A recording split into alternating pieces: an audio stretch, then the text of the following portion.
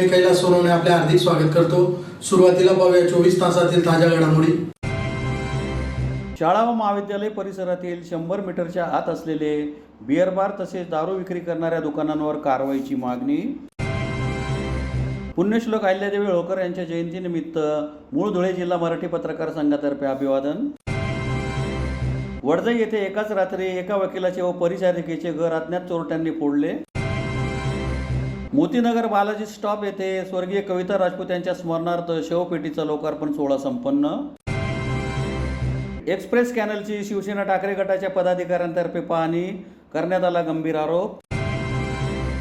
आणि मंडळ कृषी अधिकारी नाना अहिरे यांचा सेवापूर्तीचा सोहळा संपन्न।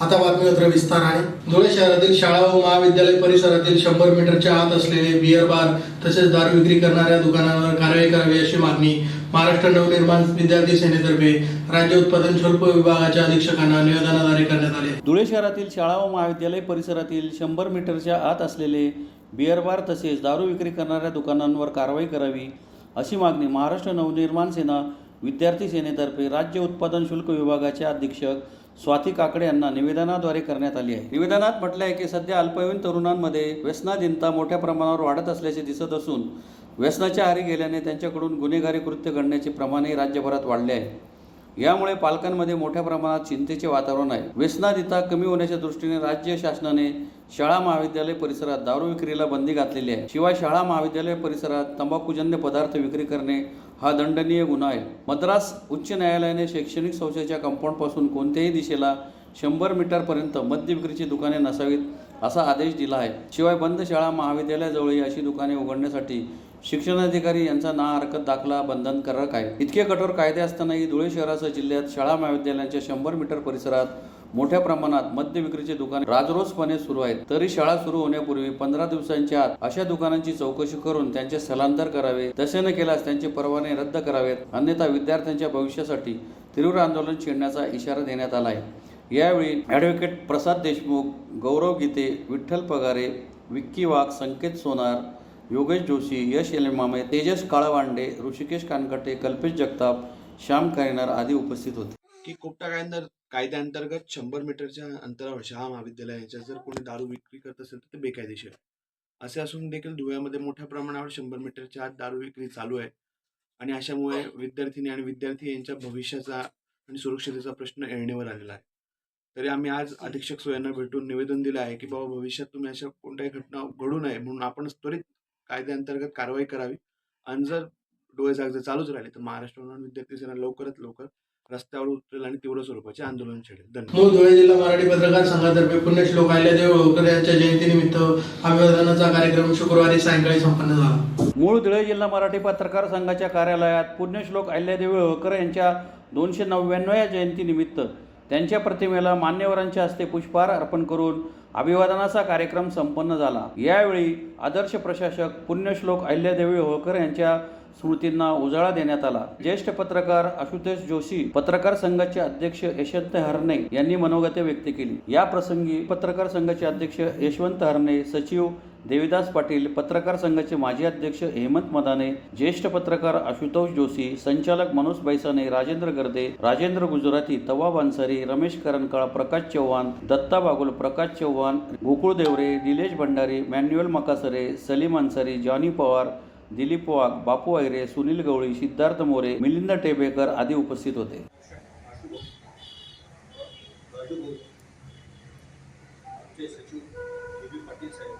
आणि विशेषतः विशेष निमंत्रित म्हणून आमचे आप्पा आणि माझ्या पत्रकार मित्रांनो, इतिहासामध्ये उत्कृष्ट प्रशासक आणि उत्कृष्ट राजनैतिक कर्तव्य पार पाडणाऱ्या कर्तव्यदक्ष महिला म्हणून अहिल्यादेवीकडे पाहिजे। मित्र, स्वतः तलवार घेऊन युद्ध करण्याची तयारी असणाऱ्या कर्तबगार राणी म्हणून अहिल्यादेवीकडे बघितले।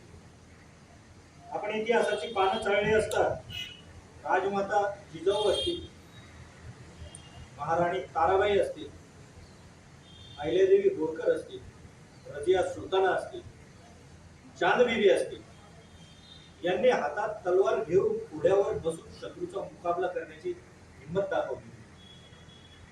विशेषतः अहिल्यादेवींची जर पत्र पाहिली तर त्यांच्या इतका पट्टीचं प्रशासक, महिला प्रशासक असू शकतं हे आपल्याला फार आश्चर्य वाटतं आपल्याला.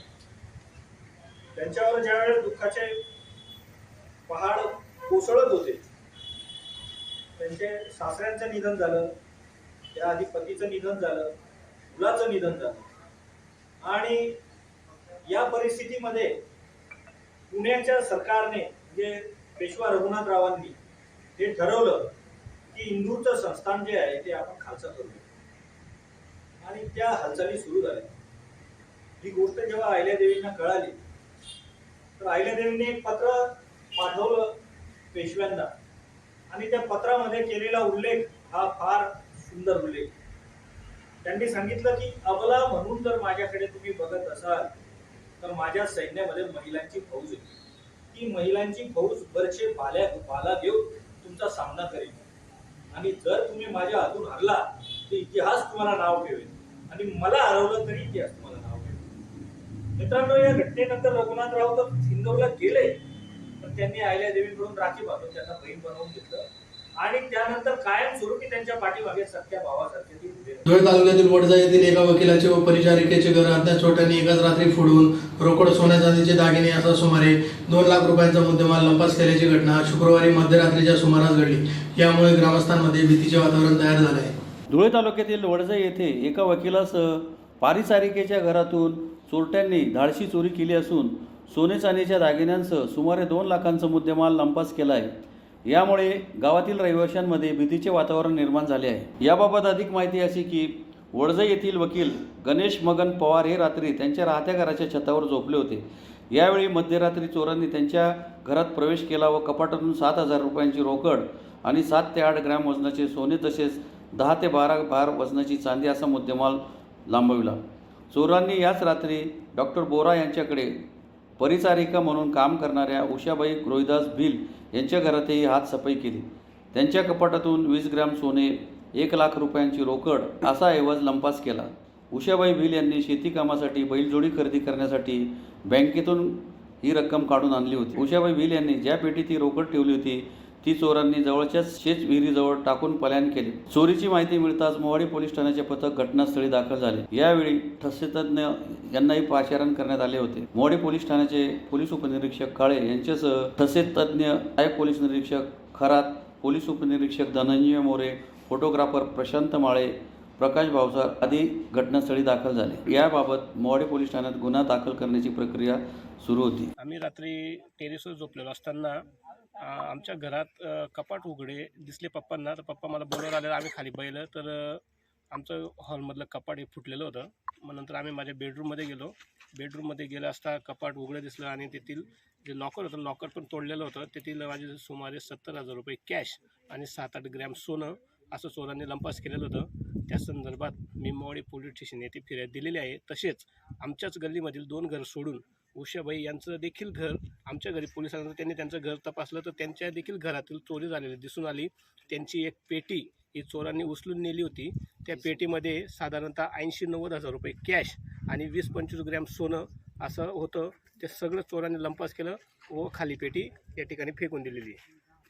ते देखील मोवाडी पोलीस स्टेशन येथे फिर्याद देत आहेत.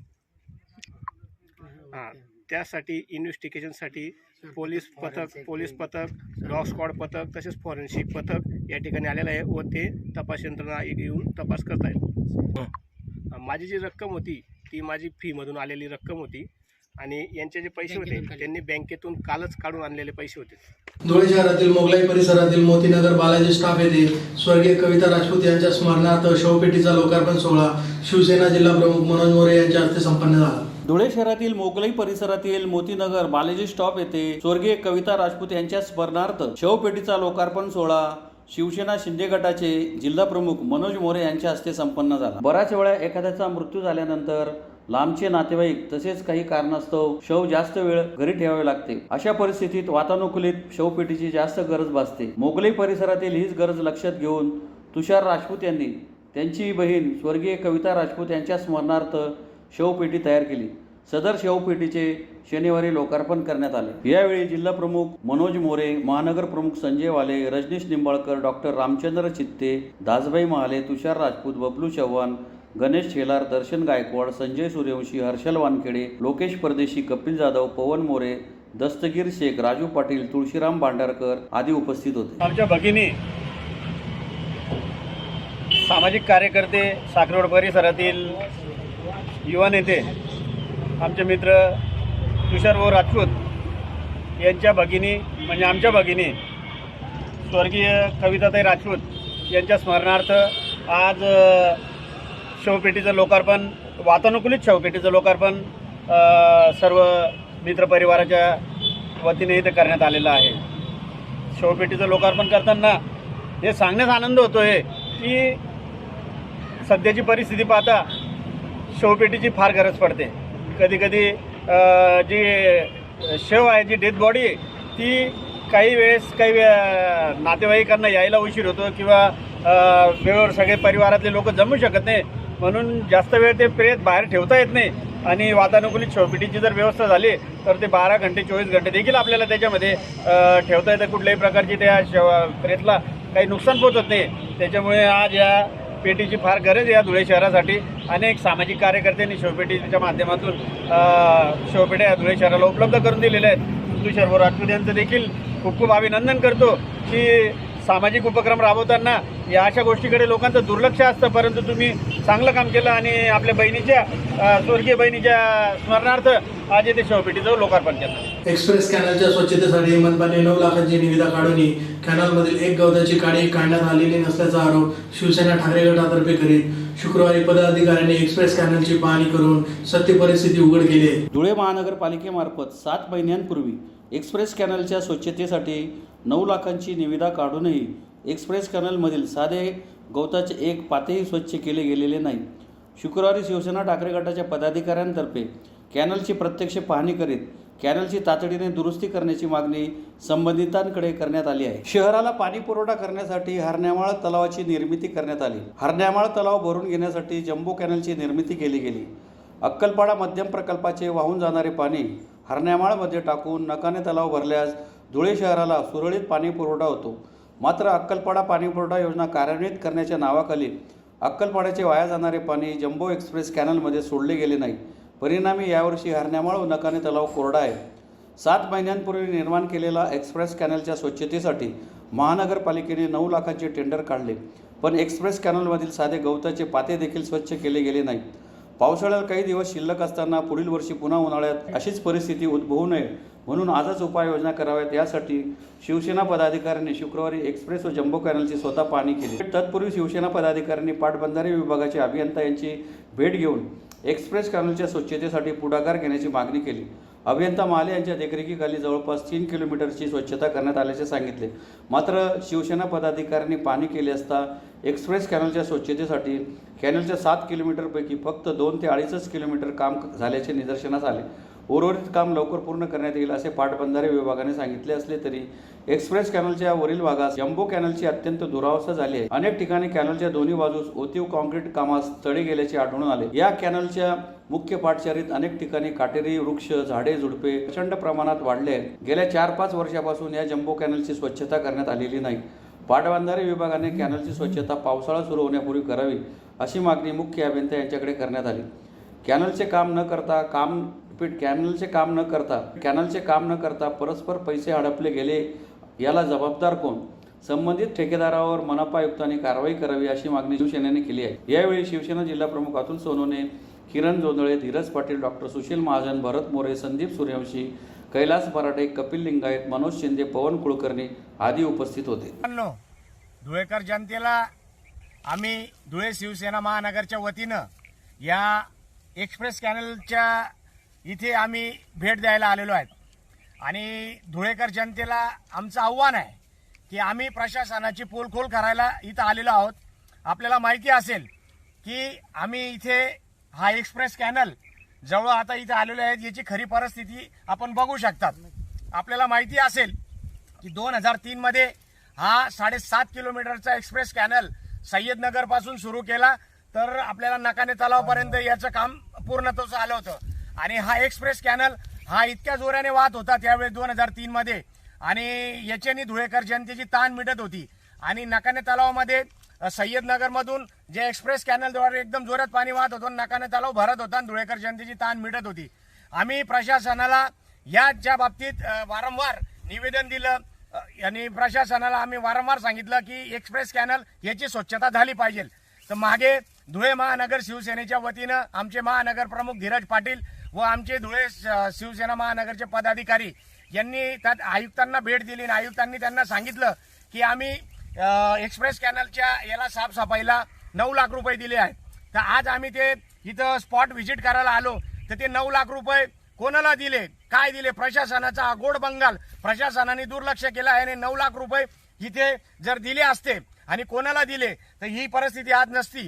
कारण की एक्सप्रेस कॅनलची तुम्ही बघितलं असेल की इथून तिथपर्यंत तर तिथून इथपर्यंत कुठे साफसफाई नाहीये. म्हणजे हा 7.5 किलोमीटरचा एक्सप्रेस कॅनल याची अवस्था फार दैनंदिन झालेली आहे. मित्रांनो, धुळेकर जनतेला आम्ही धुळे शिवसेना महानगरच्या वतीने सांगू इच्छितो की हा एक्सप्रेस कॅनल इतक्या जोरात वाहतो, याचं जर व्यवस्थितपणे याचं जर काम झालं असतं, याची साफसफाई झाली असती तर धुळेकर जनतेला पाणी मिळालं असतं.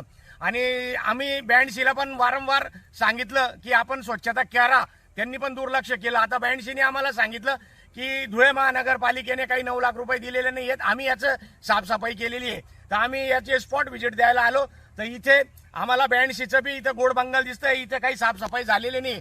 तर प्रशासन आणि प्रशासनाचे अधिकारी यांनी याच्या एक्सप्रेस कॅनलमध्ये भ्रष्टाचार केलेला आहे साफसफाईच्या कामामध्ये, आणि इथं साफसफाई झालेली नाहीये. तर आम्ही धुळे शिवसेनेच्या महानगरच्या वतीने आम्ही त्यांना इशारा देतो, जे बी कोणी याच्यामध्ये भ्रष्ट अधिकारी असतील आणि जे बी प्रशासन याच्यात भ्रष्ट आम्हाला आढळेल, आम्ही आमच्या शिवसेना स्टाईलने त्यांना उत्तर देऊ. एवढंच बोलतो. जय हिंद, जय महाराष्ट्र. शिंदखेडा येथील कृषी विभागाचे मंडळ कृषी अधिकारी नाना आयरे यांचा सेवापूर्तीचा सोहळा शहरातील साई मंगल कार्यालय येथे शुक्रवारी दुपारी संपन्न झाला. शिंदखेडा येथील कृषी विभागाचे मंडळ कृषी अधिकारी नाना महारो ऐरे यांचा सेवापूर्ती सोहळ्याचा कार्यक्रम शहरातील साई मंगल कार्यालय येथे शुक्रवारी दुपारी संपन्न झाला. कार्यक्रमाच्या अध्यक्षस्थानी तालुका कृषी अधिकारी शीतलकुमार तवर हे उपस्थित होते. सेवानिवृत्त नाना ऐरे यांचा सपत्नीक सन्मानपत्र शाल पुष्पगुच्छ देऊन कृषी अधिकारी शीतलकुमार तवर यांच्या हस्ते सन्मान करण्यात आला. यावेळी मान्यवर ऐरे यांच्यावर प्रेम करणाऱ्यांनी त्यांना पुष्पगुच्छ देऊन त्यांना पुढील वाटचालीस शुभेच्छा दिल्या. ऐरे यांनी ग्रामसेवक ते कृषी अधिकारी असा 38 वर्ष 1 महिना